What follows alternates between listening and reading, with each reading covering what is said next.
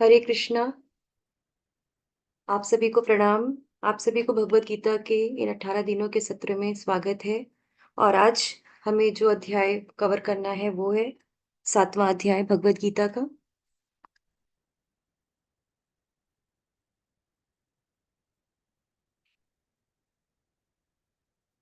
तो इस अध्याय का नाम, जैसा कि आप स्क्रीन पे देख रहे हैं, इस अध्याय का नाम है ज्ञान विज्ञान योग।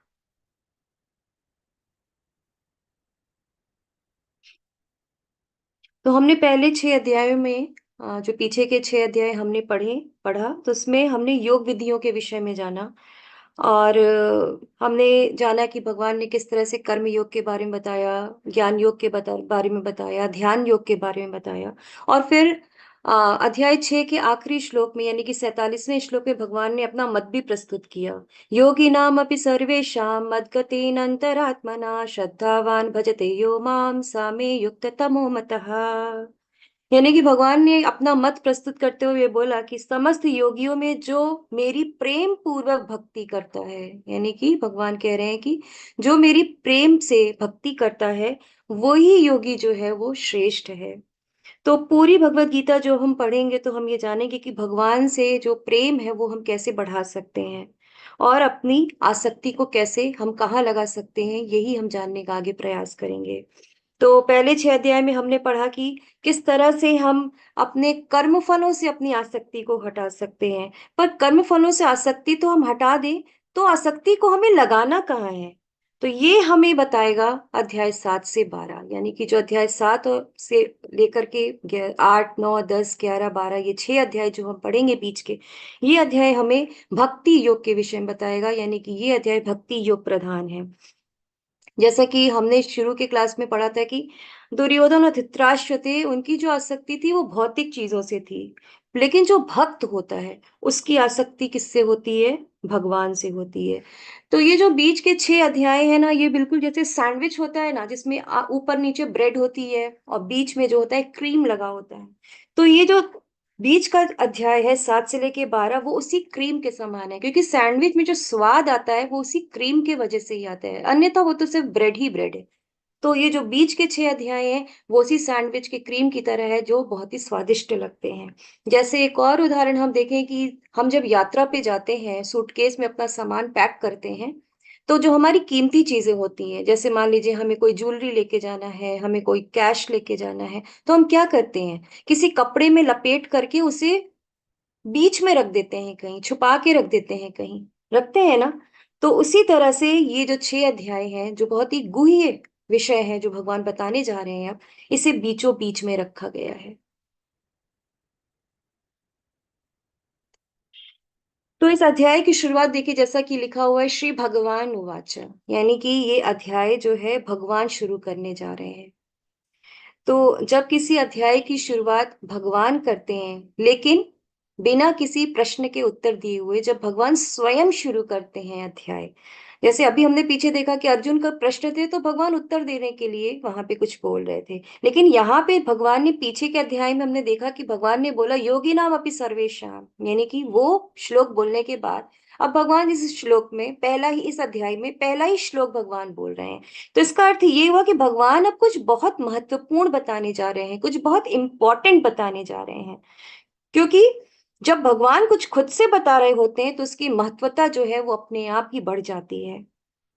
तो इसलिए ये भगवान जब बता रहे हैं पहला ही श्लोक, तो इसका मतलब कि ये अध्याय जो है वो हमें जरूर कुछ महत्वपूर्ण ज्ञान देने जा रही है। तो आइए देखते हैं भगवान क्या कहते हैं पहले श्लोका में। मय्यासक्त मना पार्थ योगम युञ्जन मदाश्रयः असंशयं समग्रं माम यथा ज्ञास्यसि तच्छृणु।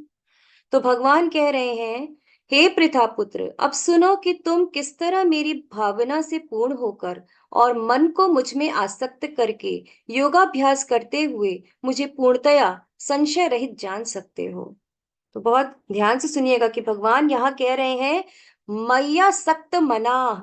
तो मैया सक्त मना का मतलब है कि अर्जुन, अपनी आसक्ति को मुझ में लगाओ, अर्जुन तुम मुझसे आसक्त हो जाओ।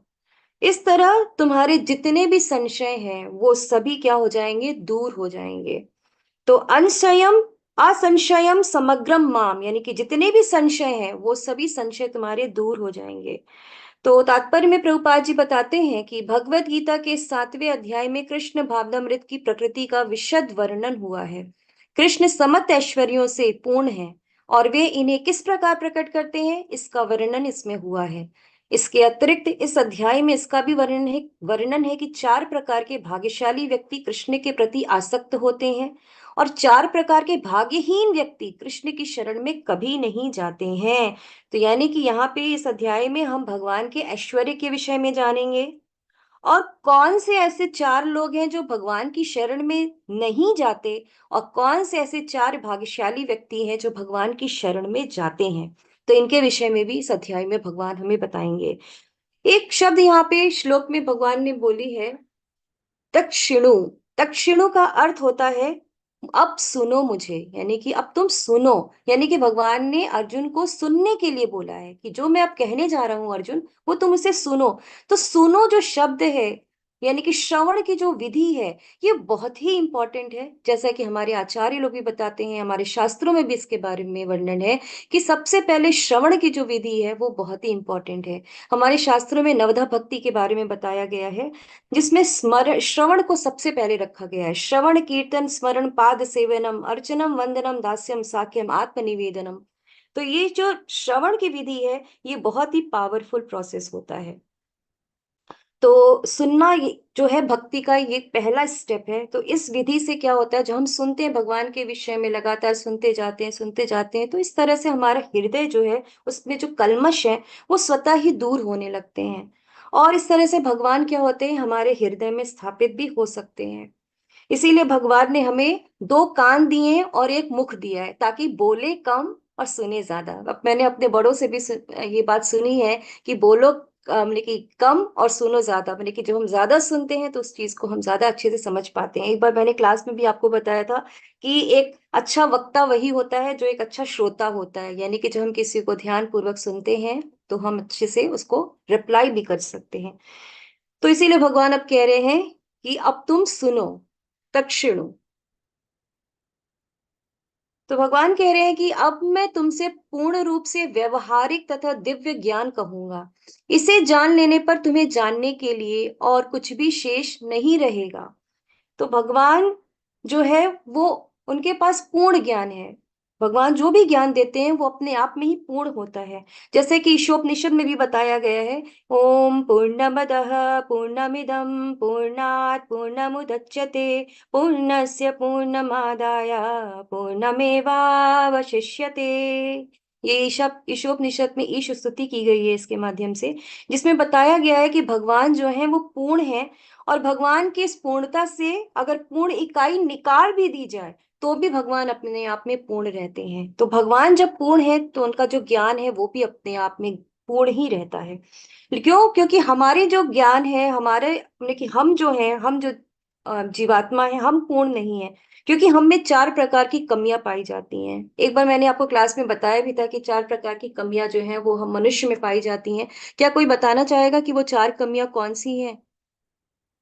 अगर किसी को पता है तो वो बता सकता है। जी, प्रभाव।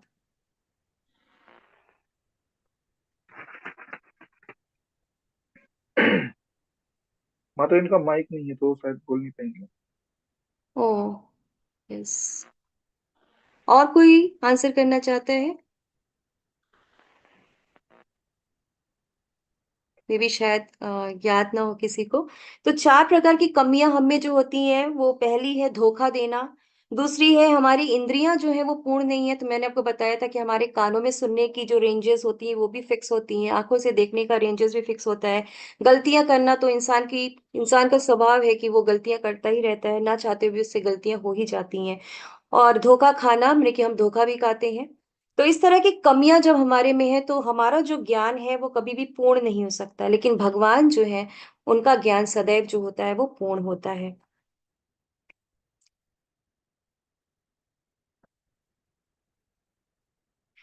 फिर कुछ लोग कह भी सकते हैं कि भक्ति तो बहुत अच्छी है, तो फिर तो फिर हमको भक्त बन जाना चाहिए।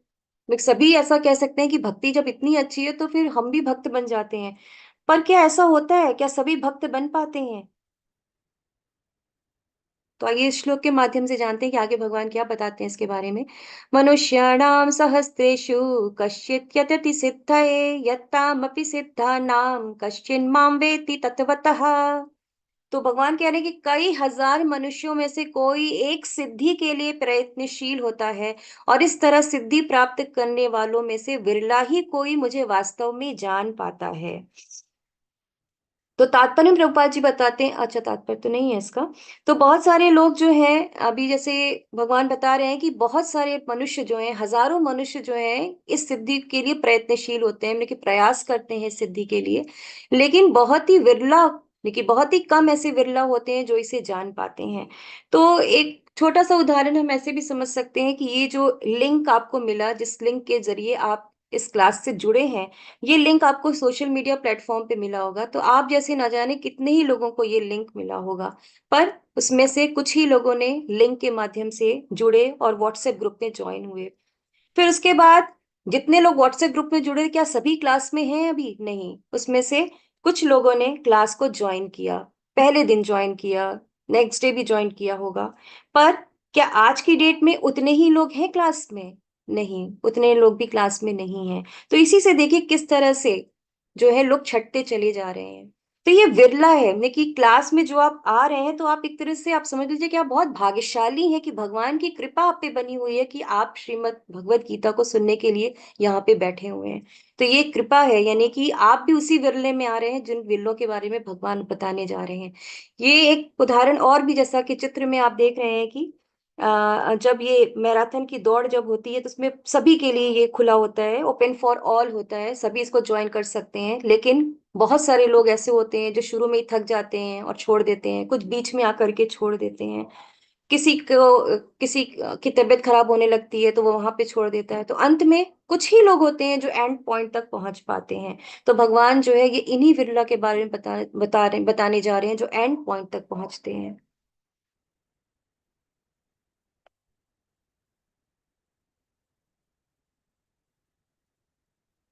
तो भगवान पहले अब अपनी कुछ शक्तियों के बारे में बताने जा रहे हैं।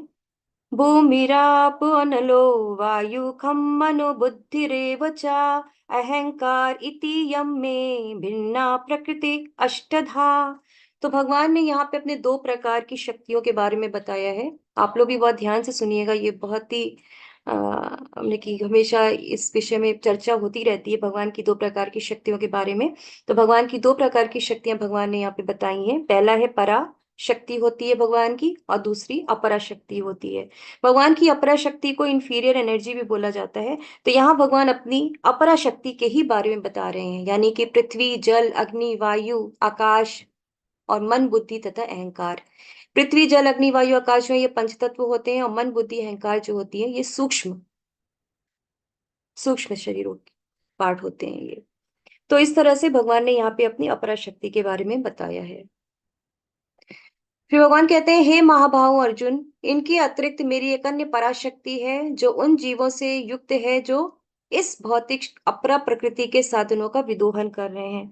तो फिर भगवान अपनी अब सुपीरियर एनर्जी के बारे में बता रहे हैं, यानी कि अपनी पराशक्ति के बारे में बता रहे हैं कि इनके अतिरिक्त, यानी कि ये जो अपरा शक्ति मैंने तुमको बताया, इसके अतिरिक्त मेरी एक पराशक्ति भी है जो से जीवात्मा बोला जाता है, यानी कि जो आत्मा जीवात्मा है वो भगवान की पराशक्ति है। तो भगवान कह रहे हैं कि मेरी जो पराशक्ति है वो क्या करती है, वो अपरा शक्ति का दोहन करती है, यानी कि शोषण करती है। इसी कारण से वो भगवान को जान ही नहीं पाती है। ऐसा क्या, इसका क्या मतलब हुआ कि जैसे हम आत्मा हैं, पर हम स्वयं को क्या मानते हैं? हम स्वयं को शरीर मानते हैं, और हम अपने आप को मानते हैं कि हम पंच तत्व से बने हुए हैं, मन, बुद्धि, अहंकार से बना हुआ मान लेते हैं, जिसकी वजह से हम अपने आप को भगवान की पराशक्ति ही मान बैठते हैं, जबकि हम सच में, यानी कि असलियत क्या है कि हम भगवान की पराशक्ति हैं। लेकिन हम अपने आप को क्या मानते हैं? अपरा मानते हैं, जिसकी वजह से हम भगवान की तरफ नहीं जा पाते हैं, हम भगवान से विमुख हो जाते हैं।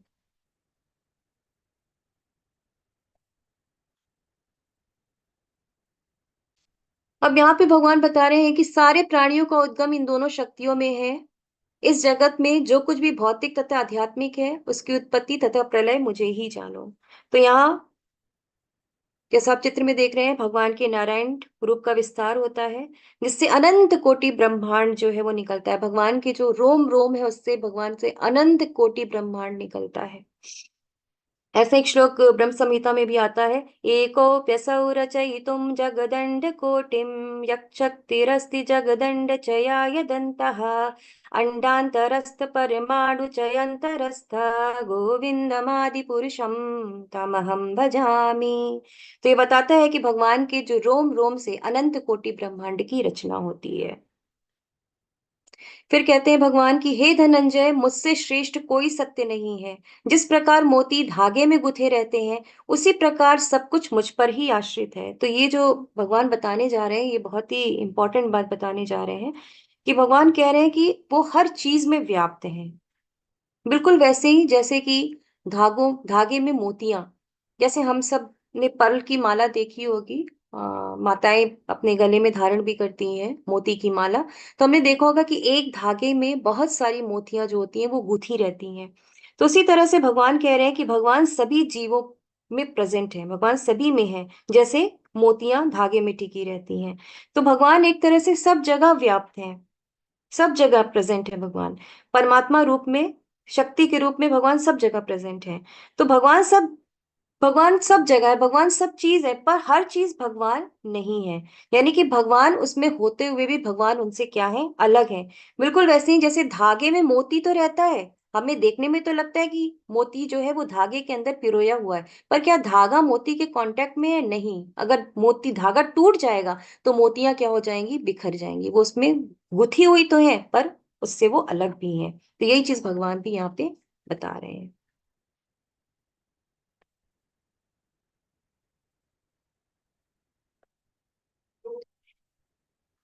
फिर भगवान अर्जुन से कह रहे हैं कि तुम किस प्रकार मुझे अनुभव कर सकते हो अर्जुन। तो उसके बाद भगवान अब एक श्लोक के माध्यम से बताने जा रहे हैं कि भगवान को किस प्रकार से अनुभव किया जा सकता है। आगे की कुछ श्लोक में भगवान इसे बताएंगे। तो भगवान कहते हैं कि रसो अहंसु कौन्तेय प्रभास्मि शशि सूर्योजहो प्रणवः सर्ववेदेषु शब्दाखे पौरुषं नृषु। तो भगवान कहते हैं, हे कुंती पुत्र, मैं जल का स्वाद हूँ, सूर्य तथा चंद्रमा का प्रकाश हूँ, वैदिक मंत्रों में ओमकार हूँ, आकाश में ध्वनि हूँ तथा मनुष्य में सामर्थ्य हूँ। तो भगवान की शक्ति जो है हम हर जगह अनुभव कर सकते हैं, हर कण कण में भगवान की शक्ति को अनुभव कर सकते हैं। सभी चीजें, जैसा कि हमने साइंस में पढ़ा है, जो लोग साइंस के विद्यार्थी हैं वो उसको भी समझ पाएंगे कि हर चीज जो है वो एलिमेंट की बनी होती है ना, हर चीज जो है वो एलिमेंट की बनी है। लेकिन जब हम अंदर जाते हैं तो हमें पता चलता है कि उस एलिमेंट के अंदर भी इलेक्ट्रॉन, न्यूट्रॉन, प्रोटॉन भी पाए जाते हैं, यानी कि इनसे ये सारी चीजें बनी हुई हैं। फिर भी सभी के गुण जो है वो अलग अलग होते हैं। जितने भी प्रोडक्ट्स हैं, कि जितनी भी चीजें हैं, सबके गुण क्या है, अलग अलग हैं। तो भगवान यही बात कह रहे हैं कि ये अलग अलग गुण जो है वो मेरी ही वजह से है।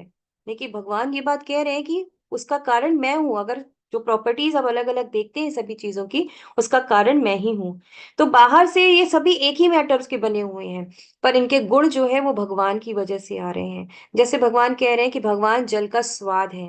तो ऐसे तो भगवान, हमें कि जल का स्वाद तो नहीं पता चलता है, लेकिन जब गर्मी का समय हो, आप इमेजिन कर सकते हैं कि जब गर्मी का समय हो, आप बहुत थके हुए हैं और आपको उसमें क्या चाहिए, सिर्फ पानी चाहिए। पानी के अतिरिक्त अगर कोई कितनी भी अच्छी चीज आपके सामने प्रस्तुत कर दे, आपको बिल्कुल भी ना खाने का मन नहीं करेगा। आपको क्या चाहिए उस समय, पानी चाहिए। लेकिन लिक्विड भी कोई चीज आपको कोई दे तो भी आप कहेंगे नहीं, मुझे सादा पानी चाहिए। तो उस समय जब आप पानी पीते हैं तो आपको उसमें जो अनुभव प्राप्त होता है ना, तो वो आप समझ लीजिए कि वो स्वाद भगवान है। तो आप जब भी पानी पीते हैं तो आप अपने की भगवान का स्मरण जो है वो कर सकते हैं कि पानी का स्वाद जो है वो भगवान है। तो इस प्रकार से भगवान का अनुभव जो है वो हम हर चीज में कर सकते हैं। तो इस अध्याय के श्लोका संख्या 8 से लेके 11 में भगवान ने इसी तरह के और भी चीजें बताई हैं। भगवान कहते हैं पानी का स्वाद जो है वो भगवान है। चांद सूरज की जो रोशनी है वो भी भगवान है। वैदिक मंत्रों में जो ओम होता है वो भी भगवान कह रहे हैं कि वो ही है। उसके बाद भगवान कहते हैं कि ईथर में जो ध्वनि होती है वो भी भगवान है।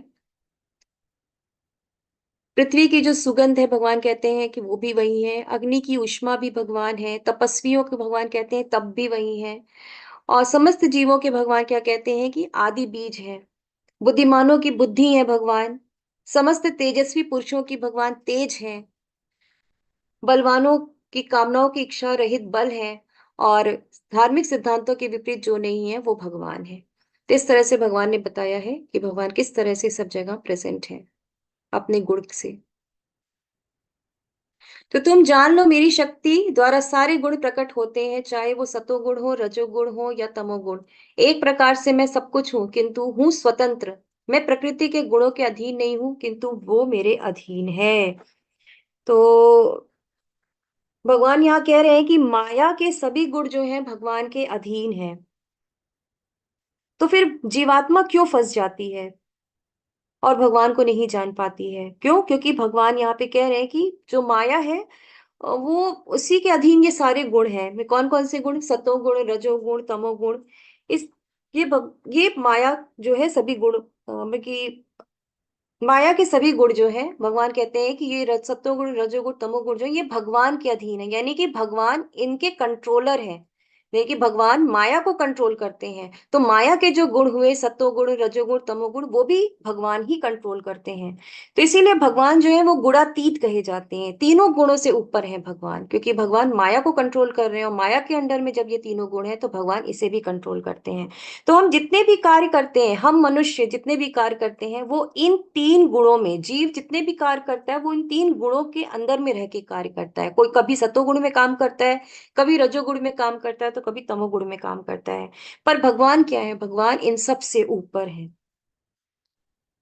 जैसे आप ये चित्र में देखिए, ये तीन गुण हैं प्रकृति के जिनके कंट्रोल में हम लोग हैं, और भगवान जो है वो माया के कंट्रोलर हैं, जिसकी वजह से ये तीनों गुण भी भगवान उनको कंट्रोल करते हैं।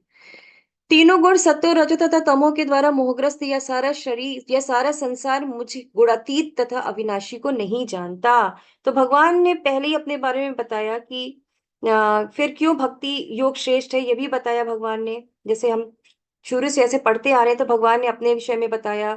हमने भगवान के विषय में पढ़ा कि भगवान कौन है, फिर भगवान ने बताया कि भक्ति योग श्रेष्ठ है, जैसा कि हमने पीछे पढ़ा योगी नाम अपि सर्वेशाम में।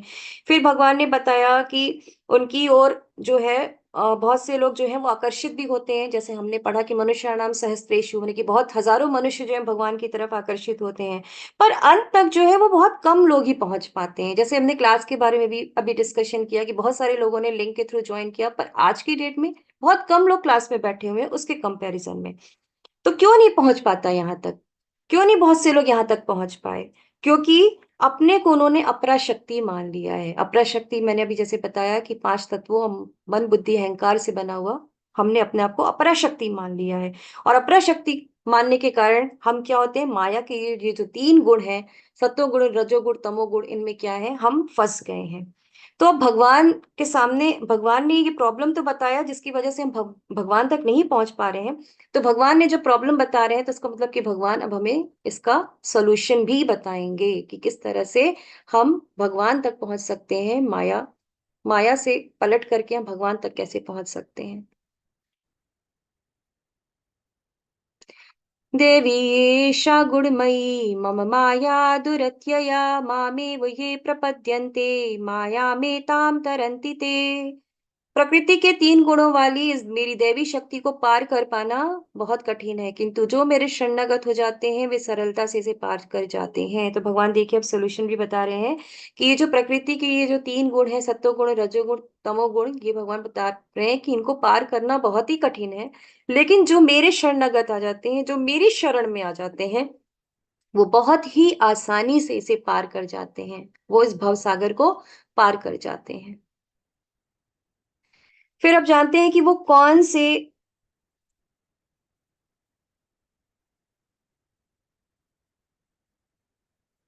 एक मिनट जरा सा। हाँ, पीछे के श्लोका में हमें कुछ और भी डिस्कस कर लेते हैं। जैसे भगवान ने हमें सिर्फ तीन गुणों से ऊपर, जैसे भगवान ने बताया कि जो मेरे शरणागत हो जाता है वो तीन गुणों से ऊपर उठ जाता है। तो इसका एक उदाहरण के थ्रू भी हम समझ सकते हैं कि जैसे मान लीजिए किसी के हाथ अगर बंधे हुए हैं, हाँ, कोई कमरे में बैठा हुआ है, उसका दोनों हाथ बंधा हुआ है, और वहीं पे एक दूसरा व्यक्ति भी बैठा हुआ है जिसके दोनों हाथ बंधे हुए हैं, तो क्या वो व्यक्ति दूसरे व्यक्ति का बंधन खोल सकता है? कभी नहीं खोल सकता। जिसके हाथ स्वयं बंधे हुए हैं वो दूसरे का बंधन जो है वो कभी नहीं खोल सकता है। तो उसके लिए कौन सा व्यक्ति चाहिए? ऐसा व्यक्ति चाहिए जिसके दोनों हाथ स्वतंत्र हों। वही व्यक्ति आएगा और उनके बंधन को खोल सकता है। उसी तरह से जब हम माया के अंडर में हैं तो हमें माया से कौन छुड़ा सकता है? वही छुड़ा सकता है जिसके अंडर में माया है, जो माया को कंट्रोल कर रहा है। तो माया को कौन कंट्रोल कर रहा है? माया को भगवान कंट्रोल कर रहे हैं। तो इसी वजह से हमें इस बंधन से कौन छुड़ा सकता है? भगवान ही स्वयं छुड़ा सकते हैं, अन्य कोई नहीं छुड़ा सकता। जैसे कि अगर मान लीजिए आप कहीं जा रहे हैं, किसी पार्क में आप टहल रहे हैं, हाँ, और कोई व्यक्ति अपने पेट के साथ, अपने डॉग के साथ वहां पे वॉक कर रहा है, और डॉग ने क्या किया, आपके ऊपर भौंकना शुरू कर दिया, आपके ऊपर आपके पीछे पीछे दौड़ने की कोशिश कर रहा है। तो क्या करेगा उसका मालिक? उसका मालिक उससे कहेगा ना कि नहीं, इधर आओ मेरे पास। उसका नाम लेके कहेगा कि इधर आओ, इधर चलो, उधर चलो। तो वो उसकी बात मानेगा और वो उसके साथ चल पड़ेगा। यानी कि कुत्ता जो है वो अपनी मालिक की बात मान लेगा और वहां से हट जाएगा। तो उसी तरह से माया के जो मालिक हैं वो स्वयं भगवान है, और जब भगवान की शरण में हम जाते हैं तो भगवान जो है फिर वो माया को हटा देते हैं। तो हम माया की शरण, लेकिन हम क्या करते हैं? हम माया की ही शरण में जाते हैं। भगवान की शरण में ना जाके हम माया की शरण में जाते हैं। इसीलिए हम भगवान को भूल जाते हैं, भक्ति करना भूल जाते हैं। तो हमारा तो स्वभाव है सेवा करना, जैसे हम मैं बार बार क्लास में करती हूँ कि जीव का जीवेर स्वभाव होए कृष्ण नित्य दास। जीव का तो स्वभाव है कृष्ण का दास होने का, कृष्ण की सेवा करने का, लेकिन वो कृष्ण का दास ना बन करके वो माया का दास बना है। यानी कि दासता करना तो हमारा स्वभाव है। अब ये हमारे पर डिपेंड करता है कि हम किसके दास बनते हैं, किसकी सेवा करते हैं। तो भगवान की सेवा करना, भगवान की शरणागति करना, यही हमारा असली स्वरूप है। तो हम अपने स्वरूप को जब भूल जाते हैं तो माया की शरण में चले जाते हैं, जिसकी वजह से क्या होता है? हम दुख पाते हैं, और यही दुख का असली कारण है। फिर भी लोग पूछते हैं पता नहीं मेरे साथ क्यों ऐसा हो रहा है, सारे दुख मेरी ही किस्मत में क्यों लिखे हुए हैं, भगवान मुझे ही क्यों दुख दे रहे हैं आप? क्या मैं ही हूँ इस दुनिया में जिसने कि जिसे आपको दुख देना है? लेकिन लोग ये हमने कि जानने का प्रयास ही नहीं करते कि दुख का कारण, मेन कारण क्या है। वो भगवान को ही कोसते रहते हैं हमेशा। तो मनुष्य जीवन जो हमको मिला है वो यही पता करने के लिए मिला है कि दुख आता क्यों है, और इस दुख का परमानेंट सोल्यूशन क्या है। हमें परमानेंट सोल्यूशन चाहिए। ऐसा नहीं कि आज हमें हमारे साथ अच्छा हो रहा है, हम बहुत खुश हैं, लेकिन हो सकता है कल कोई ऐसा रीजन आ जाए जिसकी वजह से हम दुखी हो जाएं। तो ऐसा नहीं चलना है हमेशा, हमें इसका परमानेंट सोल्यूशन चाहिए। तो मनुष्य जीवन तभी सार्थक होगा जब हम इसका परमानेंट सोल्यूशन जाने और अब इन दुखों का निवारण हम कर सकें।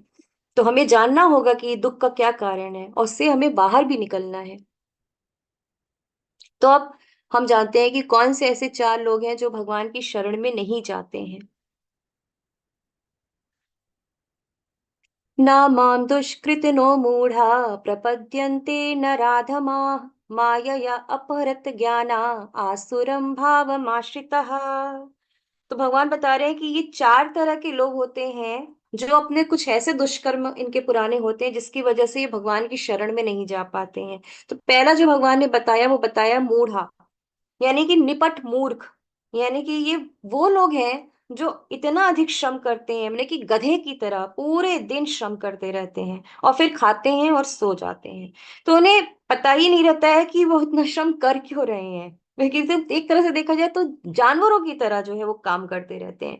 इसीलिए इन्हें मनुष्य बोला ही नहीं जाता है, ये मूर्ख कहलाते हैं। दूसरे हैं नराधमा।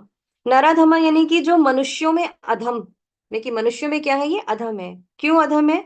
क्योंकि मनुष्य तो है पर इन्हें भगवान के विषय में कोई ज्ञान है ही नहीं। लेकिन बाहर से ऐसे लोग एकदम सभ्य दिखते हैं। ऐसा नहीं है कि नराधम है तो उनका उनको देखने में लगेगा कि अरे ये तो बिल्कुल अजीब तरह से दिख रहे हैं। नहीं, देखने में सभ्य दिखेंगे लेकिन उन्हें भगवान का ज्ञान है ही नहीं। तो ऐसे लोग जैसे राजनीतिक स्तर पर देखने को मिलते हैं या इंटेलेक्चुअल लेवल पर जो होते हैं बहुत ही आगे होते हैं, पर भगवान के बारे में इन्हें कुछ भी नहीं पता होता। तो मनुष्य तो है पर मनुष्यों में क्या है? ये अधम माने जाते हैं, इसीलिए इन्हें नराधम बोला जाता है। फिर तीसरा है माया अपहृत ज्ञाना, यानी कि इन्हें ज्ञान तो है पर भगवान का ज्ञान नहीं है। नहीं, कि संसार का ज्ञान है, बाकी चीजों का ज्ञान है, पर इन्हें भगवान का ज्ञान नहीं है। क्यों? क्योंकि माया द्वारा इनका ज्ञान जो है वो हर लिया जाता है। जैसे कुछ वैज्ञानिक होते हैं, कुछ दार्शनिक होते हैं, लेकिन बहुत सारे वैज्ञानिक आज के समय में देखा जाता है कि भगवान को मानते हैं, पर कुछ ऐसे होते हैं जो नहीं मानते हैं। तो उनका ज्ञान क्या होता है, माया द्वारा जो है वो हर लिया जाता है। तीसरा है आसुरम भावम आश्रितः, यानी कि ये असुर, जिसे देखिए एक तरह से मैंने असुर भी बोल सकते हैं, यानी कि ये पूरी तरह से नास्तिक प्रवृत्ति के लोग होते हैं। देखिए ऐसे होते हैं कि अपने आप को ये भगवान मान लेते हैं, यानी कि सोचते हैं कि मैं ही भगवान हूँ। तो एक तरह से इन्हें तो नास्तिक ही बोला जाएगा, जो भगवान को ना मान के खुद को भगवान मान रहे हैं, तो नास्तिक ही हैं ये। जैसे रावण था, हिरण्यकशिपु थे, ये लोग अपने आप को भगवान मानते थे। और ऐसा इसलिए भी होता है क्योंकि इनके अंदर इतना अहंकार भरा होता है, इतने अहंकारी होते हैं ये लोग, कि ये भगवान की शरण में जाना ही नहीं चाहते, जाते ही नहीं है। और ये नास्तिक होते हैं, इसीलिए इन्हें असुर बोला जाता है। फिर भगवान बता रहे हैं कि कौन से ऐसे चार तरह के लोग हैं जो भगवान की शरण में जाते हैं। बहुत ही सुंदर श्लोक है, सभी लोग बहुत ध्यान से इसे समझिएगा। चतुर्विधा भजन्ते माम जना सुकृतो न अर्जुना, आर्तो जिज्ञासुरर्थार्थी ज्ञानी च भरतर्षभः। तो भगवान कह रहे हैं कि जब व्यक्ति, हे भरतश्रेष्ठ, चार प्रकार के पुण्यात्मा मेरी सेवा करते हैं, आर्त, जिज्ञासु, अर्थार्थी तथा ज्ञानी। तो ये इन चार लोगों की श्रेणियां हैं, जो पीड़ित हैं, वे जिन्हें धन की आवश्यकता है, वे जिन्हें जिज्ञासा है, और वे जिन्हें परम सत्य का ज्ञान है। ये सारे लोग विभिन्न परिस्थितियों में परमेश्वर की भक्ति करते रहते हैं। शुद्ध भक्ति निष्काम होती है और इसमें किसी लाभ की आकांक्षा नहीं रहती। तो हम लोग जानते हैं कि किस प्रकार के लोग भगवान की शरण में जाते हैं। तो चार प्रकार के लोग जैसा भगवान बता रहे हैं। तो पहला भगवान ने बताया आर्त, यानी कि दुख के समय हम भगवान के पास जाते हैं। जिस दिन हम बहुत ज्यादा दुखी हो जाते हैं, या कुछ ऐसा समाचार हमें मिलता है जो हमें दुखी कर देता है, या घर में कुछ ऐसा समाचार होता है, कुछ ऐसी बात होती है, हम दुखी होते हैं, तो हम भगवान को याद करते हैं, भगवान के पास जाते हैं, मंदिर में जाते हैं। जैसे जब कोरोना का समय आया था, बहुत सारे लोग मंदिर से जुड़े, बहुत सारे लोग भगवान की शरणागत हुए। तो इस तरह से जब दुख का समय आता है, तो सबसे पहले हमें भगवान ही याद आते हैं। तो ये स्थिति जो होती है, ऐसे लोग जो होते हैं वो आर्त कहलाते हैं, ये आर्त कहलाते हैं। फिर दूसरी कैटेगरी जो भगवान ने बताई, वो बताई भगवान ने जिज्ञासु की। यानी कि ऐसे लोग होते हैं जो जिज्ञासा करते हैं भगवान के बारे में, कि भगवान कौन है, भगवान कैसे हैं। तो इस तरह की जब जिज्ञासा कोई करता है, तो वो भी भगवान की शरणागत होता है, भगवान की शरण में जाता है। तीसरी कैटेगरी जो आती है, वो आती है अर्थार्थी की। तो इस इनकी संख्या जो है बहुत ज्यादा है, लेकिन ये लोग जो है ये भौतिक लाभ की इच्छा से भगवान की शरण में जाते हैं। भौतिक लाभ, जैसे किसी को पैसे की जरूरत है तो भगवान के पास जा रहा है, या नौकरी की जरूरत है भगवान के पास जा रहा है, या अन्य कोई भौतिक लाभ उसको चाहिए, तो इसके लिए भगवान के पास जब जाता है, तो ऐसे लोग को अर्थार्थी बोला जाता है। और भगवान ने जो चौथी कैटेगरी बताई है, वो बताई है ज्ञानी की। ज्ञानी की बताई है, हमने कि जो पूर्ण रूप से जिन्हें ज्ञान है, जो जान लेते हैं कि भगवान कौन है, और भगवान के बारे में उन्हें ज्ञान मिल जाता है, और भगवान की शरण में जाते हैं, तो ऐसे लोग ज्ञानी कहलाते हैं। तो ये चार प्रकार के लोग हैं जो भगवान की शरण में जाते हैं। और अब भगवान बताएंगे कि इन चारों में से उन्हें कौन ज्यादा प्रिय है। तो क्या आप में से कोई बता सकता है कि इन सबों में भगवान को, इन चारों में भगवान को कौन ज्यादा प्रिय हो सकता है? कोई भी क्लास में बता सकता है कि इनमें भगवान को कौन ज्यादा प्रिय हो सकता है? आर्थ, अर्थार्थी, जिज्ञासु, ज्ञानी। आप अपना हैंड रेस करके बता सकते हैं, या चैट बॉक्स में मैसेज डाल के भी बता सकते हैं कि इन चारों में भगवान कह रहे हैं मुझे एक जो है बहुत प्रिय है। तो क्या कोई बताना चाहेगा कौन है ऐसा जो भगवान को प्रिय है?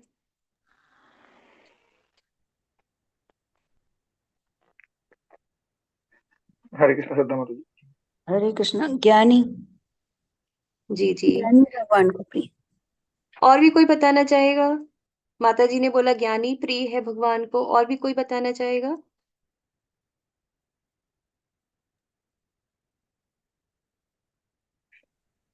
हरे कृष्ण प्रीति माता जी। हरे कृष्णा प्रभु जी। जी।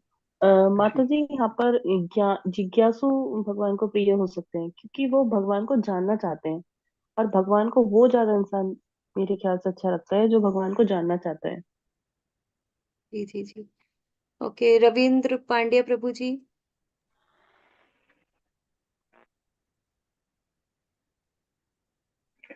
जिज्ञासु माता जी। जी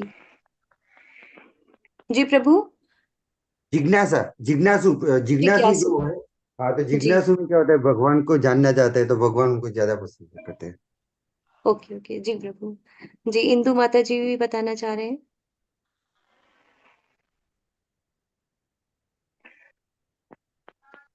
इंदु माता जी अनम्यूट कीजिए। हरे कृष्णा। हो सकता है प्रभु कुछ अनम्यूट ना कर जी पा जी रहे हो माता जी, कोई जी बात हाँ। नहीं।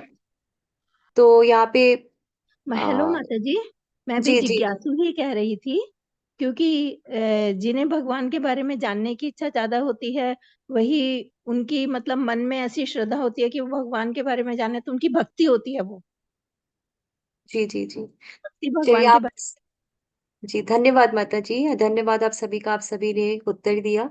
चलिए हमने आपसे तो उत्तर जान लिया, अब देखते हैं भगवान क्या कहते हैं, उन्हें कौन प्रिय है।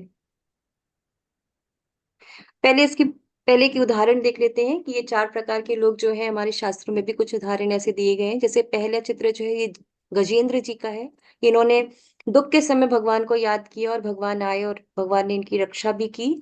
उसकी आर्त कहलाए। और उसके बाद द्रौपदी ने भी दुख के अवस्था में उन्होंने भगवान को याद किया, भगवान ने इनकी सहायता की। सुखदेव गोस्वामी जो है माता के गर्भ से बाहर नहीं आ रहे थे, क्योंकि उन्हें लग रहा था कि माया जो है वो उनको पकड़ लेगी। तो इस तरह से भगवान, जब वेद व्यास जी दुखी हो गए तो भगवान के पास मदद के लिए गए, तो भगवान ने इनकी मदद की। फिर इसके बाद ये तीसरा चित्र जो है ये है जब परीक्षित महाराज जो है वो सुखदेव गोस्वामी से जो है जिज्ञासा कर रहे थे, श्रीमद् भागवतम सुन रहे थे, तो ये जिज्ञासु में आएंगे। फिर उसके बाद ये चित्र जो है ये ध्रुव महाराज का है। जब इनकी माता ने इनके पिता की गोद से इनको उतार दिया था, तो उन्होंने बड़े राज्य की प्राप्ति के लिए भगवान का तपस्या किया था, तप किया था, तो भगवान के सामने प्रकट हुए थे। हालांकि जब भगवान प्रकट हुए तो ध्रुव महाराज ने बोला कि मैंने तो कांच के टुकड़ों की कामना की थी, पर मेरे सामने तो साक्षात हीरा है। तो इस तरह से उनको बहुत पछतावा हुआ कि उन्होंने वो किस लिए, उनकी भौतिक इच्छा के लिए भगवान की तपस्या कर रहे थे, जबकि भगवान जो है वो अपने आप में ही सब कुछ भगवान है, उनसे कुछ मांगने की हमें क्या आवश्यकता है। तो इस तरह से बाद में ये भक्त भी बन गए। और उसके बाद नेक्स्ट चित्र में जो है ये सुग्रीव महाराज जो हैं भगवान राम से जो है संधि करते हैं, क्योंकि इन्हें भी अपना राज्य चाहिए था। अर्थार्थी एक तरह से इन्हें बोला जाएगा, ध्रुव महाराज भी अर्थार्थी कहलाएंगे। और सुग्रीव महाराज को अपनी पत्नी भी चाहिए थी जो बाली के पास थी, और अपना राज्य भी चाहिए था। और ये नैमिषारण्य जो है वहां पे ऋषिगण जो है सूत गोस्वामी से जो है भागवतम की चर्चा कर रहे हैं। तो इस तरह से जो लास्ट में ज्ञानी लोग होते हैं वो भगवान का श्रवण कीर्तन करते हैं और पूर्ण ज्ञान जो है वो प्राप्त करते हैं, पूर्ण ज्ञान में भगवान के रहते हैं। तो इनमें से कौन सबको प्रिय है जानते हैं। तेषां ज्ञानी नित्ययुक्ता एक भक्तिर्विशिष्यते, प्रियो हि ज्ञानिनो अत्युत्थम अहम स च मम प्रियः। तो भगवान कहते हैं इनमें से जो परम ज्ञानी है और जो शुद्ध भक्ति में लगा रहता है वह सर्वश्रेष्ठ है, क्योंकि मैं उसे अत्यंत प्रिय हूँ और वह मुझे प्रिय है। तो ये भगवान का जवाब है। जैसा आप लोग देख रहे हैं, पढ़ रहे हैं कि जो परम ज्ञानी है, लेकिन भगवान ने यहाँ सिर्फ परम ज्ञानी नहीं बोला है, भगवान ने बोला है परम ज्ञानी है और शुद्ध भक्ति में लगा रहता है। तो देखिए भगवान ने बोला एक भक्तिर विशिष्यते, यानी कि ज्ञानी के साथ साथ वो भक्ति में भी लगा हुआ है, ऐसा मुझे प्रिय है, ऐसा व्यक्ति मुझे प्रिय है। तो भगवान ने यहाँ ये नहीं कहा कि सिर्फ ज्ञानी है जो मुझे प्रिय है, भगवान ने बोला कि जो ज्ञानी भी है और शुद्ध भक्ति में लगा है वो मुझे प्रिय है। तो जैसा आप सभी ने मैक्सिमम लोगों ने जवाब दिया जिज्ञासु के विषय में, तो हम ये भी जानने का प्रयास करेंगे कि भगवान ने जिज्ञासु को क्यों नहीं बोला, आर्त को क्यों नहीं बोला, अर्थार्थी को क्यों नहीं बोला कि वो मुझे प्रिय है, तो वो भी जानते हैं। तो इसके पहले यानी कि अगर हमें ये कि पता चल जाता है कि भगवान कौन है और उनकी सेवा कैसे करनी है, तो ये नहीं कि अपने से कि इस तरह से जो है हम भगवान कौन है ये जानना हमारे लिए परम आवश्यक है, उनकी सेवा कैसे करनी है ये भी हमें जानना आवश्यक है। लेकिन ये जानने के बाद ये नहीं कि भगवान की सेवा कैसे भी की जाए, अपने मनगढ़ंत की जाए, नहीं, भगवान की जो हमें सेवा करनी है वो पूर्ण ज्ञान में रह करके करनी है, शुद्ध भक्ति से करनी है। और जब हम पूर्ण ज्ञान के साथ, पूर्ण भक्ति के साथ, शुद्ध भक्ति के साथ भगवान की सेवा करते हैं, तो ऐसे लोग भगवान को बहुत प्रिय होते हैं। तो अब आप कहोगे ना कि बाकी के लोग भगवान को क्यों नहीं प्रिय हैं, भगवान ने सिर्फ ज्ञानी को ही क्यों कहा कि मुझे अति प्रिय है। तो जैसे मान लीजिए कोई दुख में है, आर्त है, और दुखी अवस्था में भगवान के पास जाता है, कहता है भगवान ये दुख है मेरे ऊपर, आप इस दुख को हटा दीजिए। हो सकता है भगवान उसके श्रेयस के बारे में सोच रहे हो, ना कि प्रेयस के बारे में। हो सकता है आगे के लिए उसके लिए भगवान ने बहुत अच्छा कुछ सोचा है। अभी तो वो दुखी है क्योंकि टेम्परेरी है, दुख दुख तो, सुख और दुख तो टेम्परेरी होता है। हो सकता है अभी वो पल, हो सकता है कुछ दिनों में वो दुख खत्म हो जाए, भगवान ने उसके लिए कुछ और अच्छा सोचा है, लेकिन वो क्या होगा, वो जो है भगवान से कहेगा भगवान आप मेरे दुख को खत्म कर दो, तो भगवान क्या कहेंगे, नहीं तुम्हारे लिए और भी अच्छा कुछ मैंने आगे सोचा है। तो उसको लगेगा कि अरे भगवान ने तो मेरे दुख को खत्म ही नहीं किया, मेरे दुख को कम ही नहीं किया, तो क्या होगा, वो भक्ति छोड़ देगा, हो सकता है वो भगवान से वो विमुख हो जाए। या फिर अर्थार्थी कोई गया, उसने कहा कि भगवान मुझे पैसे दे दो, मुझे गाड़ी खरीदना है, या फिर मुझे अपना घर बनवाना है, हो सकता है भगवान अभी नहीं चाह रहे हो कि उसे ये सारी चीजें प्राप्त हो सकता है भगवान ने उसके लिए कुछ अच्छा सोचा हो, तो क्या होगा, वो भगवान से विमुख हो जाएगा, वो भगवान से अपनी आसक्ति को हटा लेगा और नास्तिक बन सकता है।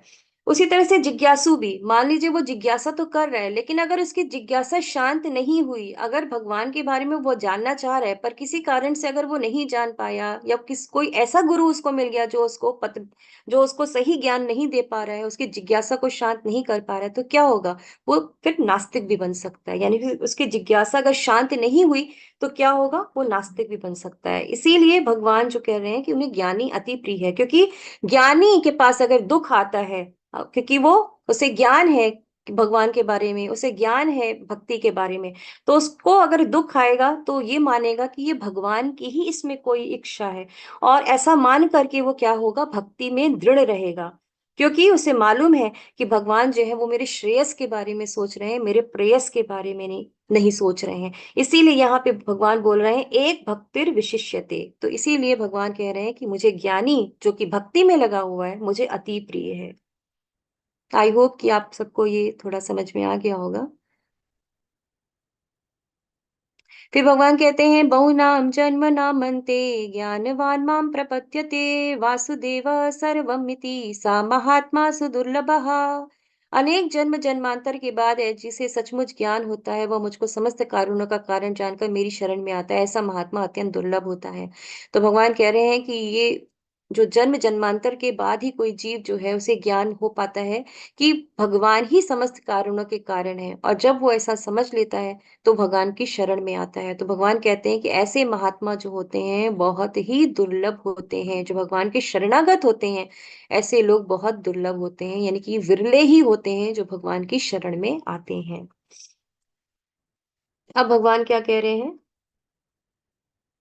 जिनकी बुद्धि भौतिक इच्छाओं द्वारा मारी गई है वे देवताओं की शरण में जाते हैं, और वे अपने स्वभाव के अनुसार पूजा विशेष विधि विधानों का पालन करते हैं। तो ये तो हमने देख लिया कि 4 प्रकार के लोग जो भगवान की शरण में नहीं आते, और 4 प्रकार के लोग जो शरण में आते हैं। अब भगवान कुछ और लोगों के बारे में बताने जा रहे हैं कि कौन ऐसे हैं जो देवी देवताओं की शरण में जाते हैं। तो भगवान बता रहे हैं कि कुछ लोग ऐसे होते हैं जो भौतिक लाभ चाहते हैं, तुरंत चाहते हैं, इंस्टेंट चाहते हैं कि वो बस 16 सोमवार का व्रत करें, अच्छा मनभावन पति मिल जाए, या फिर कुछ ऐसा व्रत कर लें कि उन्हें धन की प्राप्ति हो जाए, तो फटाफट इंस्टेंट रिजल्ट चाहते हैं, तो वो भगवान की शरण में ना जा करके वो शॉर्टकट ले लेते हैं कि भगवान तो हो सकता है ना दे, लेकिन देवी देवताओं की शरण में जाने पे हमें जरूर मिल जाएगा। और बहुत सारे पूजा पाठ करते हैं और उनकी शरण में जाते हैं और मनमाने तरीके से पूजा करने लगते हैं। फिर भगवान कहते हैं मैं प्रत्येक जीव के हृदय में परमात्मा स्वरूप स्थित हूँ, जैसे ही कोई किसी देवता की पूजा करने की इच्छा करता है मैं उसकी श्रद्धा को स्थिर करता हूँ, जिससे वह उसी विशेष देवता की भक्ति कर सके। तो देखिए भगवान कितने दयालु हैं। भगवान कहते हैं कि मैं तो परमात्मा के रूप में सभी के हृदय में हूँ, यानी कि भगवान परमात्मा रूप में है तो उन्हें पता है कि हम क्या चाह रहे हैं, हम किस देवी देवता के पास जा रहे हैं। तो इस तरह से भगवान कहते हैं कि उन्हें पता है कि हमारी क्या इच्छा है, क्योंकि वो परमात्मा के रूप में है तो उनको हर चीज पता चल जाती है। तो भगवान कहते हैं कि जब वो देवी देवताओं में अगर श्रद्धा अगर रखता है तो भगवान क्या करते हैं, वो उसको बना करके रखते हैं, वो श्रद्धा को बना करके रखते हैं। तो भगवान ऐसा नहीं है कि जबरदस्ती करते हैं कि तुम मेरी ही पूजा करो, ऐसा नहीं है। भगवान में द्वेष भावना थोड़ी ना है कि देवी देवता के पास हम जा रहे हैं तो भगवान कह रहे हैं अरे क्यों देवी देवता के पास जा रहे हैं, मेरी शरण में आ, मेरी पूजा करे, ऐसा नहीं है, बल्कि भगवान उसकी श्रद्धा को बनाते हैं, स्थिर करते हैं।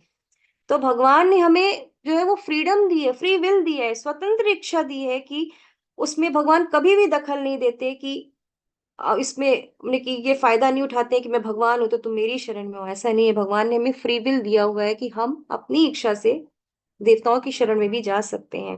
भगवान कभी जबरदस्ती नहीं करते हैं कि मुझसे प्रेम करो, क्योंकि प्रेम तो जो है वो तो स्वेच्छा से किया जाता है, जबरदस्ती कोई प्रेम थोड़ी ना होता है।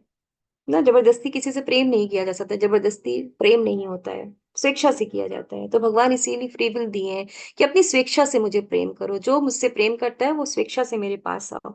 तो भगवान किसी को उनकी शरण में आने के लिए कभी भी फोर्स नहीं करते हैं, बल्कि अगर कोई देवी देवता के पास जा रहा है तो भगवान उसकी श्रद्धा को स्थिर भी करते हैं। फिर भगवान क्या कहते हैं, ऐसी श्रद्धा से समन्वित वह देवता विशेष की पूजा करने का यत्न करता है और अपनी इच्छा की पूर्ति करता है, किंतु वास्तविकता तो यह है कि ये सारे लाभ केवल मेरे द्वारा ही प्रदत्त हैं। तो भगवान कह रहे हैं कि जो देवी देवताओं के द्वारा जो है, जो आवश्यकताएं होती हैं तुम्हारी, वो मैं ही पूरा करता हूँ और तुम्हारी श्रद्धा को बढ़ाता हूँ। माने कि जो हमारी इच्छा होती है, हम देवी देवी देवताओं से कहते हैं कि हमें ये मिल जाए, वो मिल जाए, भौतिक लाभ के लिए जाते हैं, तो भगवान कह रहे हैं कि वो जो आवश्यकताओं की पूर्ति होती है वो भी मैं ही करता हूँ, और जो श्रद्धा हमारी होती है देवी देवताओं में, भगवान उससे भी बढ़ाते हैं। फिर भगवान कहते हैं, अल्प बुद्धि वाले व्यक्ति देवताओं की पूजा करते हैं और उन्हें प्राप्त होने वाले फल सीमित तथा क्षणिक होते हैं। देवताओं की पूजा करने वाले देवलोक को जाते हैं, किंतु मेरे भक्त अंततः मेरे परम धाम को प्राप्त होते हैं। तो भगवान यहाँ कह रहे हैं कि देवी देवताओं के द्वारा जो भी हमें फल मिलता है वो सीमित यानी कि लिमिटेड होता है, और क्षणिक का मतलब कि बहुत ही शॉर्ट टाइम के लिए रहता है। तो इसीलिए भगवान ने हमें ऐसे लोगों को क्या बोला है, अल्प बुद्धि बोला है, लेकिन जिनकी बुद्धि कम है, क्योंकि हम अपने जो क्षणिक लाभ है ना, मतलब कि शॉर्ट टाइम का जो प्रॉफिट है, हम उसके बारे में सोच रहे हैं, अपने प्रेयस के बारे में सोचते हैं, श्रेयस के बारे में हम नहीं सोच पाते हैं। जैसे रावण जो था, उसने अपना जो है वो सिर को कटवाया, शिव जी की तपस्या की, और मतलब किसने इतने 10 मुखी, हम लोग बोला जाता है ना, 10 थे सर उसके, तो उसने सब भगवान शिव को जो है वो अर्पण करा और कटवाया। तो शिव जी की इतनी तपस्या की, वरदान लिया, तो क्या था, क्या हुआ, सब क्षणिक ही तो निकला। रावण क्या हुआ, मारा गया। इतनी उसने तपस्या की, इतने उसने वरदान मांगे, सारे वरदान जो है वो धरे के धरे रह गए और वो मारा गया। तो और वहीं पे जो हमने देखा, विभीषण था, उसने भगवान की भक्ति की और उसे भगवान ने राज्य दिया लंका का। तो इस तरह से जो देवी देवता से मांगते हैं तो वो क्षणिक ही होता है, शॉर्ट टाइम के लिए होता है। इसीलिए भगवान ऐसे लोग को क्या बोलते हैं, अल्प बुद्धि बोलते हैं। तो हमें भी जब देवी देवता, ऐसा नहीं है कि हम देवी देवता को भी इग्नोर कर दें, मंदिर जाए तो नहीं, आए तो देवी देवता है, हमें इनकी तरफ नहीं देखना, नहीं, हमें उनका वैसे ही सम्मान करना है जैसे हम भगवान का सम्मान करते हैं, क्योंकि ये सभी भगवान के अंडर में काम कर रहे हैं। तो हमें तो उनको वैसे ही सम्मान देना है, क्योंकि ये भगवान के भक्त हैं, हमें इनको इग्नोर नहीं करना है। लेकिन हमें उनसे मांगना क्या है, हमें उनसे भगवान की भक्ति मांगनी है। जैसे अगर हनुमान जी के पास जाते हैं तो हम उनसे प्रार्थना कर सकते हैं कि भगवान, हमें आप ऐसा बल दीजिए कि हम भगवान की सेवा कर पाए, कर सके, जैसा कि आपने भगवान राम की सेवा की, हम भी वैसे ही भगवान की भक्ति कर पाए। जैसे आपने भगवान राम की भक्ति की, उनकी इतनी अच्छी सेवा की, वैसे हमें भी आप आशीर्वाद दो कि हम सेवा कर पाए। हम सरस्वती जी के पास जाते हैं विद्या के लिए, ज्ञान के लिए, तो हम उनसे कह सकते हैं कि आप हमें ऐसा ज्ञान प्रदान करो जिससे हम भक्ति में आगे बढ़ सकें। तो इस तरह की चीजें भी हम भगवान से मांग सकते, देवी देवताओं से मांग सकते हैं। जैसे गोपियां जो थी ना, जब कात्यायनी देवी की उन्होंने पूजा की तो उन्होंने क्या मांगा, उन्होंने भगवान का प्रेम मांगा, तो कृष्ण का प्रेम मांगा था उन्होंने। जैसे एक उदाहरण हम देते हैं कि अगर कोई बच्चा है, किसी दुकान पे जा रहा है, डिपार्टमेंटल स्टोर पे जा रहा है, और वहां पे रोज जा रहा है, एक चॉकलेट खरीद रहा है कि मुझे चॉकलेट चाहिए, तो दुकान वाला एक भी दिन उससे नहीं पूछेगा कि बेटा तुम रोज रोज चॉकलेट खरीदते हो, रोज रोज खाते हो, तुम्हारे दांत खराब हो जाएंगे। अगर इवन किसी दिन वो जहर भी खरीदने जाएगा तो भी दुकान वाला नहीं पूछेगा कि तुम्हें ये क्यों चाहिए। लेकिन वहीं पे अगर हमारे माता पिता होते हैं तो वो क्या करते हैं, अगर हम उनसे डेली चॉकलेट मांगे, बच्चा मांगता है, तो क्या कहते हैं, बेटा कल ही तो तुमने खाया था, रोज रोज नहीं खाते बेटा, तुम्हारे दांत खराब हो जाएंगे, चॉकलेट डेली खाना अच्छी बात नहीं होती है। या फिर इस तरह से हम उसको समझाने का प्रयास करते हैं, उसकी जिद को मानते नहीं है। तो इसी तरह से भगवान भी हमारे माता पिता की तरह है, वो हमें हर चीज जो हम मांगे, जरूरी नहीं कि वो हमें दें, क्योंकि वो हमेशा हमारे श्रेयस के बारे में सोचते हैं, कि हमारे लिए क्या श्रेयकर है वो सोचते हैं भगवान। वो कभी भी हमें प्रेयस के बारे में नहीं बताते, कि हमें क्षणिक सुख नहीं देना चाहते भगवान, भगवान हमें ऐसा सुख देना चाहते हैं जो अनंत काल तक हमारे साथ रहे। भगवान इतने दयालु हैं, लेकिन फिर भी आज जो जीव है, मनुष्य है, वो इसे समझ नहीं पा रहे हैं और भगवान से विमुख हो गए हैं। तो भगवान अब आगे कहते हैं कि बुद्धिहीन मनुष्य मुझको ठीक से ना जानने के कारण सोचते हैं कि मैं भगवान कृष्ण पहले निराकार था और अब मैंने इस स्वरूप को धारण किया है। वे अपने अल्प ज्ञान के कारण मेरी अविनाशी तथा सर्वोच्च प्रकृति को नहीं जान पाते। तब भगवान ने बताया कि 4 प्रकार के लोग हैं जो भगवान की शरण में नहीं जाते। फिर भगवान ने बताया कि कुछ लोग जो होते हैं वो देवी देवताओं की शरण में जाते हैं। अब भगवान कुछ ऐसे लोगों के ग्रुप के बारे में बता रहे हैं जो निराकार रूप में पूजा करते हैं। यानी कि भगवान कह रहे हैं कि कुछ लोग निराकार रूप में मेरी पूजा करते हैं, यानी कि वो भगवान को साकार रूप में मानते ही नहीं है। तो भगवान यहाँ पे श्लोक के माध्यम से भी बताते हैं, अव्यक्तम व्यक्तिमपन्नम मन्यन्ते माम बुद्धयः परम भावम अजानन्तो मम अव्ययम अनुत्तमम। तो यहाँ भगवान ने बोला है अबुद्धया, यानी कि ऐसे लोग को भगवान ने क्या बोला है, अबुद्धया बोला है। यानी कि जो भगवान को निराकार रूप में मानते हैं उन्हें भगवान ने अबुद्धया बोला है। यानी कि अल्प ज्ञानी मूर्ख हैं ये लोग जो भगवान को निराकार मानते हैं। तो ये समझते हैं कि भगवान जो है वो कभी मनुष्य के रूप में हो ही नहीं सकते। तो इस तरह से ये भी भगवान को नहीं जान पाते, यानी कि निराकारवादी जो होते हैं ये भी भगवान को नहीं जान पाते। तो जो लोग देवी देवताओं की पूजा करते हैं या जो लोग निराकारवादी होते हैं, लेकिन देखने में तो लगता है कि ये धार्मिक हैं, बाहर से तो लगता है कि धार्मिक है, पर ये भगवान को पूरी तरह से कभी भी नहीं समझ पाते हैं। तो भगवान क्या कहते हैं, मैं मूर्खों तथा अल्पज्ञों के लिए कभी भी प्रकट नहीं हूँ, उनके लिए तो मैं अपनी अंतरंगा शक्ति द्वारा आच्छादित रहता हूँ। अतः वे यह नहीं जान पाते कि मैं अजन्मा तथा अविनाशी हूँ। तो भगवान कह रहे हैं कि ऐसे मूर्ख लोग जो है मुझे कभी भी समझ नहीं पाते, क्योंकि मैं अपने आप को ढक लेता हूँ, अपनी अंतरंगा शक्ति द्वारा मैं अपने आप को ढक लेता हूँ। और ये निराकारवादी सोचते हैं कि ये भगवान की लाइट है, यानी कि ब्रह्म समझ लेते हैं कि ये रोशनी जो आ रही है यही निराकारवादी है। तो इस तरह से भगवान यहाँ पे बताते हैं। फिर भगवान कहते हैं कि हे अर्जुन, श्री भगवान होने के नाते मैं जो कुछ भूतकाल में घटित हो चुका हूँ, जो वर्तमान में घटित हो रहा है और जो आगे होने वाला है, वह सब कुछ जानता हूँ। मैं समस्त जीवों को भी जानता हूँ, किंतु मुझे कोई नहीं जानता। तो भगवान कह रहे हैं कि मैं सब जानता हूँ, मैं सबको जानता हूँ, पर मुझे कोई नहीं जान पाता। तो भगवान ने इस अध्याय में बताया कि क्यों कोई भगवान के पास नहीं जा पाता। तो भगवान ने बताया कि किस तरह से विरले कैसे पहुंच पा रहे हैं। तो भगवान ने बताया कि 4 तरह के मूर्ख, पहले तो भगवान ने बताया कि 4 प्रकार के लोग होते हैं जो भगवान की शरण में नहीं जाते। उसके बाद फिर भगवान ने बताया कि जो देवी देवताओं की शरण में जाते हैं वो भगवान की शरण में नहीं आ पाते हैं। फिर भगवान ने बताया कि निराकारवादी होते हैं, जो निराकारवाद में फंस जाते हैं वो भगवान की शरण में नहीं जा पाते। तो इस तरह से भगवान यहाँ पे बोले। तो भगवान ने जैसे बोला कि मनुष्याणाम सहस्रेषु कश्चित् यतति सिद्धये, यानी कि कोई विरला ही मुझे जान पाता है। लेकिन इस तरह से देखिए, हम देख रहे हैं कि किस तरह से लोग छटते चले जा रहे हैं ना। पहले तो 4 प्रकार के लोग भगवान ने बताया कि वो नहीं आ पाते हैं। फिर भगवान ने बताया कि देवी देवता की शरण में चले जाते हैं मैक्सिमम लोग। फिर कुछ लोग निराकारवादी हो जाते हैं, निराकार में फंस जाते हैं, वो भगवान को नहीं समझ पाते। तो इसी तरह से देखिए कितने कम लोग छटते हुए आगे बढ़ रहे हैं, भगवान को समझ पाते हैं, बहुत ही कम लोग समझ पाते हैं भगवान को। अब यहाँ पे भगवान क्या कह रहे हैं, क्यों भगवान की शरण में, देखिए क्यों कोई भगवान की शरण में आ पाता है, तो ये यहाँ पे जानेंगे। ये शाम त्वंत गतम पापम जानानम पुण्य कर्मणाम ते द्वंद्व मोह निर्मुक्ता भजन्ते माम दृढ़व्रताः। भगवान कह रहे हैं कि जिन मनुष्यों ने पूर्व जन्मों में तथा इस जन्म में पुण्य कर्म किए हैं और जिनके पाप कर्मों का पूर्णतया उच्छेदन हो चुका है, वे मोह के द्वंद्वों से मुक्त हो जाते हैं और वे संकल्प पूर्वक मेरी सेवा में तत्पर होते हैं। तो कोई भगवान की शरण में आ पाता है, कैसे आ पाता है, जब उनके पाप कर्म जो होते हैं वो खत्म हो चुके होते हैं, तो वो भगवान की शरण में आ पाते हैं। तो पाप खत्म कैसे होगा, कैसे हमारे पाप खत्म होंगे, पाप तभी खत्म होगा जब हम भगवान की भक्ति प्रारंभ करेंगे। जब हम भगवान की भक्ति आरंभ करेंगे तभी हमारे पाप जो है वो धीरे धीरे खत्म होंगे। और भगवान की भक्ति कैसे प्रारंभ की जा सकती है, भगवान की भक्ति प्रारंभ करने का एकमात्र कलयुग में बताया गया है हरे कृष्ण महामंत्र को कली कलमश नाशनम कहा गया है। तो 16 शब्दों का जो ये मंत्र है, हरे कृष्ण कृष्ण कृष्ण हरे हरे, हरे राम राम राम हरे हरे, तो ये कलयुग में कलमशों का नाश करने वाला मंत्र है। तो इस प्रकार जब हम भक्ति आरंभ करेंगे तो हमारे जो कल्मश हैं हृदय के वो धीरे धीरे क्या हो जाएंगे, नष्ट हो जाएंगे।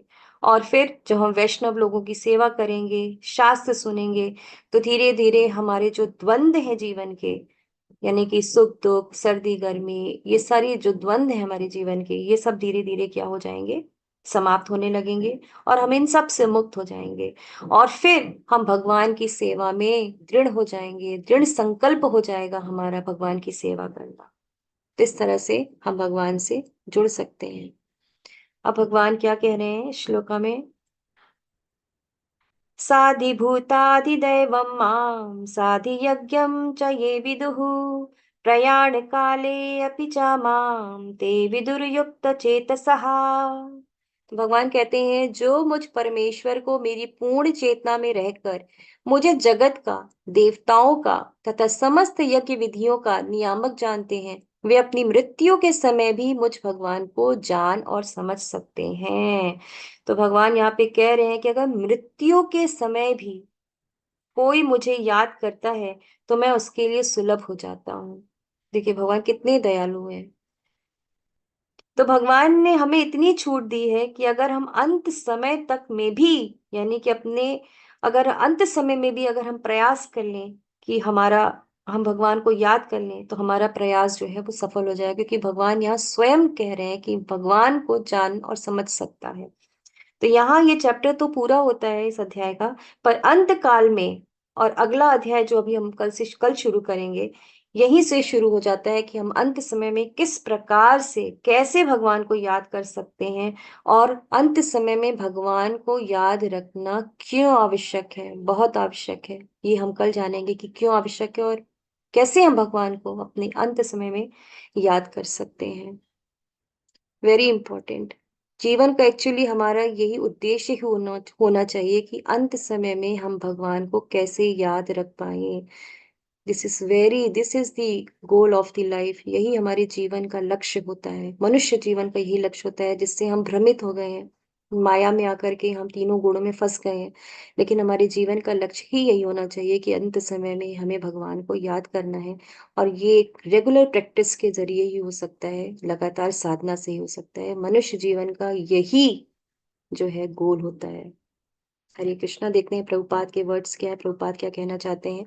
यह 7वां अध्याय विशेष रूप से बताता है कि कोई किस प्रकार से पूर्णतया कृष्ण भावना भावित हो सकता है। कृष्ण भावना का शुभारंभ ऐसे व्यक्तियों के सानिध्य से होता है जो कृष्ण भावना भावित होते हैं। ऐसा सानिध्य आध्यात्मिक होता है। तो देखिए प्रभुपाद भी कह रहे हैं कि कृष्ण भावना का जो शुभारंभ है वो तभी शुरू हो सकता है जब ऐसे व्यक्तियों के सानिध्य में आए जो कृष्ण भावना भावित होते हैं। यानी प्रभुपाद यहाँ पे साधु संघ के विषय में कह रहे हैं, एसोसिएशन के बारे में बता रहे हैं कि हमारा एसोसिएशन अगर डिवोटीज के साथ होगा, हमारा संघ अगर साधुओं के साथ होगा और ऐसे साधु के साथ जो कृष्ण भावना भावित हैं, तभी हमारा जीवन में कृष्ण भावना का शुभारंभ हो सकता है, शुभ आरंभ हो सकता है। ऐसा सानिध्य आध्यात्मिक होता है और इससे मानव प्रत्यक्ष भगवान के संसर्ग में आता है और भगवत कृपा से वह कृष्ण को भगवान समझ सकता है। और इस तरह से जब वो एसोसिएशन में आता है, साधु संघ में आता है, तो वो आध्यात्मिक होता है, स्पिरिचुअल होता है। इससे जो है मनुष्य जो है भगवान के संसर्ग में आता है, प्रत्यक्ष संसर्ग में आता है और फिर भगवत कृपा से वो भगवान को समझ सकता है। यानी कि भगवान को हम भगवान की ही कृपा से समझ सकते हैं। हम कितना भी अपनी ज्ञान लगा लें, हम कितनी भी अपनी बुद्धि लगा दें, हम अपनी बुद्धि से कभी भी भगवान को नहीं समझ सकते हैं। भगवान को समझने के लिए भगवान की कृपा ही होनी चाहिए और साधु कृपा होनी चाहिए। जैसे माता यशोदा जब भगवान को उखल से बांध रही थी तो हर बार रस्सी का 2 अंगुल छोटा पड़ जा रहा था, हर बार छोटा पड़ जा रहा था। माता इतना प्रयास कर रही थी, फिर भी हर बार 2 अंगुल छोटा पड़ गया। तो जब भगवान ने देखा कि उनकी माता जो है वो थक चुकी है, तब भगवान ने अपने आप को बांधने दिया। तो वो जो 2 अंगुल रह जा रहा था, तो हमारे आचार्य उन 2 अंगुल को क्या बताते हैं, प्रयास और कृपा। यानी कि जब हम प्रयास करते हैं भगवान को समझने का, भगवान को प्राप्त करने का प्रयास करते हैं, तभी हमें भगवान की कृपा प्राप्त होती है। यानी कि बिना भगवान के कृपा के हम भगवान को कभी भी नहीं समझ सकते हैं, भगवान के पास कभी भी नहीं जा सकते। साथ ही वह जीव के वास्तविक स्वरूप को समझ सकता है और यह समझ सकता है कि किस प्रकार कृष्ण को भुलाने से वह प्रकृति के नियमों द्वारा बद्ध है। तो ये भी बताते हैं प्रभुपाद जी की जो जीव का वास्तविक स्वरूप को समझ सकता है। जीव स्वरूप होए कृष्ण नित्य दास, जीव का स्वरूप है कृष्ण का दास होना। और जो ये समझ लेता है वो कृष्ण को भुलाने से वह प्रकृति के नियमों द्वारा बद्ध हो जाता है, और जो ये नहीं समझ पाता है वो कृष्ण को भूल जाता है और प्रकृति के जो नियम है यानी कि जो तीनों गुण है प्रकृति के, वो उसमें फंस जाता है, बंध जाता है। वह यह भी समझ सकता है कि यह मनुष्य जीवन कृष्ण भावनामृत को पुनः प्राप्त करने के लिए मिला है, अतः इसका सदुपयोग परमेश्वर की अहेतु की कृपा प्राप्त करने के लिए करना चाहिए। और इस तरह से जब वो साधु संग करता है, भगवत कृपा प्राप्त होती है और भगवान को स्वरूप को समझ लेता है, तो इस तरह से वो समझ जाता है कि जो मानव जीवन उसको मिला है वो कृष्ण भावनामृत को पुनः प्राप्त करने के लिए मिला है, यानी कि भगवान को प्राप्त करने के लिए मिला है। और इस तरह से ये जो मानव जीवन जो बहुत ही रेयर मिलता है हमें, बहुत ही दुर्लभ है, तो वो उसका सदुपयोग करता है और फिर इस तरह से भगवान की अहेतु की कृपा को प्राप्त कर सकता है। इस तरह से प्रभुपाद अब हमें यहाँ पे समझा रहे हैं। तो इस तरह से आज का अध्याय हमारा पूर्ण हुआ। सभी को हरे कृष्ण। अगर किसी का कोई प्रश्न है तो वो पूछ सकता है। जी हरे कृष्णा रविंद्र प्रभु जी। माता जी, जी प्रभु, हरे हरे कृष्ण, कृष्ण। हरे कृष्ण। आपने जो अपरा शक्ति के बारे में बताया, तो पंच महाभूतों की जो पांच शक्ति है, फिर उसके वजह से आपने बताया कि मन, बुद्धि और अहंकार, तो टोटल आठ आठ जो शक्ति है वो अपरा शक्ति में है। तो पराशक्ति में क्या है वो थोड़ा बताएंगे? मैं थोड़े पराशक्ति प्रभु, पराशक्ति जो है वो जीवात्मा है, यानी कि हम जो आत्मा है ये भगवान की पराशक्ति है। जो जैसे भगवान शाश्वत है, तो ये जो पराशक्ति है, जो आत्मा है, ये भगवान का ही स्वरूप है, यानी कि भगवान से ही ये आया है, भगवान का ही अंश है। तो ये भी भगवान की तरह शाश्वत है, इसीलिए भगवान ने इसे पराशक्ति बोला है। Okay okay okay okay. और दूसरा जो आपने पूछा, देखो, द्रौपदी जी ने अपने दुख के समय भगवान को याद किया था, ठीक है, लेकिन उसके पीछे भी एक तात्पर्य है कि जब शिशुपाल को बोला था कि भाई 100 भगवान का अपशब्द बोलते हैं, ठीक है, तो 100 तक भगवान उनको माफ करते हैं, फिर 100 बार खत्म हो जाता है, फिर भगवान उनको सुदर्शन चक्र से शिशुपाल का व्रत करते हैं। तो उस टाइम पे भगवान की उंगली में थोड़ा खून आ जाता है, तब उस टाइम पे द्रौपदी जी ने अपने साड़ी के पल्लू से उनके जो खून बहता है वो उसके यानी कि पट्टी बांधी थी। फिर फिर द्रौपदी का जब उस टाइम सभा में रहा, तो उसने अपने पांच पति थे उनकी हेल्प मांगी थी। सब लोगों की, फिर सब कोई हेल्प नहीं किया, फिर उसको उसने भगवान जी को याद किया था, और वो भगवान की प्रिय सखी थी। तो उसको आपने उसके एग्जाम्पल दिए, तो वो थोड़ा मुझे वो समझ नहीं आया। जी जी। एक्चुअली किसी भी स्त्री के लिए ये ऐसा समय हो सकता है जो उसके लिए देखिए दुखों से भरा हो सकता है। जब वो बीच सभा में द्रौपदी पहुंची, तो उन्होंने अपने, जैसा आपने बताया अभी, कि उन्होंने अपने पति जो थे उनसे बोला रक्षा करने के लिए। भीष्म पितामह थे, उनसे उन्होंने बोला, बिल्कुल, हाँ और भी जितने हाँ। वरिष्ठ लोग थे सभी से उन्होंने बोला रक्षा करने के लिए, पर किसी ने उनकी जो है सहायता नहीं की। तो उन्होंने अपने दोनों हाथ खड़े कर दिए। दोनों हाथ खड़ा करने का मतलब हुआ कि अब उन्होंने शरणागति ले ली कि भगवान राइट, अब हाँ। आप ही है जो मेरी मदद कर सकते हैं। तो इस हम्म। तरह से जब भगवान की पूर्ण शरणागति हो जाती है दुख के समय, जब उन्होंने शरणागति ली, तो भगवान को फिर उनकी मदद के लिए आना ही पड़ा। तो ऐसा है कि भगवान भी देखना चाहते हैं कि भगवान के ऊपर हमारा पूर्ण विश्वास है कि नहीं ना, तभी तो भगवान भी अपनी तरफ से रेसिप्रोकेट उसी तरह से करेंगे। जैसा हम भगवान के साथ, जैसा हम देखिए इनपुट देखिए देंगे, वैसे ही तो हमारा आउटपुट भी आएगा। जैसा हम रेसिप्रोकेट करते हैं भगवान से, फिर भगवान भी जो है उसी तरह से हमें जो है रेसिप्रोकेट करते हैं। धन्यवाद माता जी, सही है। जी जी, हरे कृष्ण प्रभु। हरे कृष्ण। हरे कृष्णा प्रभु जी। हरे कृष्णा जी माता जी। दीपानिता सरकार। हाँ, हरे कृष्णा माता जी और जी हरे। प्रभु जी। अ, आपने वो बोले थे ना वो तीन गुण है माया के, सट रज और तमो। उसके बारे में थोड़ा मैं मैंने जान क्या बोलता है, मैं हिंदी नहीं आती है ठीक से, हाँ, मैं हरे कम कृष्ण। सुन रही हूँ। हाँ हाँ, जी जी। वो वही मैं हरे जान सकती हूँ क्या, जानना चाहती हूँ आपसे। वो क्या होता है सट और रज तमो, जो वो तीन माया है ना, माया के गुण है, इसके बारे में माता जी। जी जी जी। जी माता जी, हरे कृष्ण आपको। आप प्रकृति के ये जो तीन गुण है, सत्वगुण, हाँ रजोगुण, तमोगुण, जो है ये आगे हाँ आने वाले अध्याय में हम तीनों गुणों के बारे में बहुत विस्तार से पढ़ने वाले हैं। भगवान अच्छा इनके बारे में बहुत ही डिटेल में समझाएंगे हमें, तो वहां पे हम डिटेल फॉर्म में समझेंगे। सतो रजो और तमोगुण को अगर हम बहुत ही समरी वे में शॉर्ट में जानना चाहें तो सतोगुण जो होता है वो बहुत ही अच्छा गुण माना जाता है। इसमें जो है वो यानी कि सात्विक चीजें की जाती हैं। सात्विक चीजें जो हमारे जीवन में है वो सतोगुण के प्रभाव से होती हैं।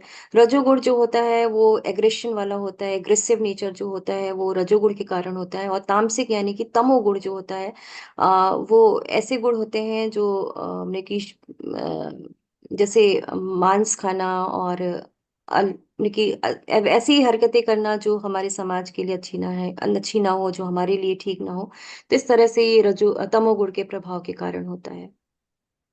अच्छा अच्छा, धन्यवाद माता जी। मैंने बंगाल से हूँ, हिंदी में ठीक नहीं बोल पा रही हूँ, मगर आपका जो आप एक्सप्लेन कर रहे हैं ना गीता, बहुत अच्छा लग रहे हो। मैंने फर्स्ट टाइम ही क्लास कर रही हूँ, बहुत अच्छा लग रहा है माता जी। धन्यवाद, ऑल बहुत ग्लोरीज टू धन्यवाद इसके प्रभुपाद। लिए, जी जी, बहुत ऑल ग्लोरीज टू धन्यवाद। प्रभुपाद। ये सब आप लोग का आशीर्वाद है।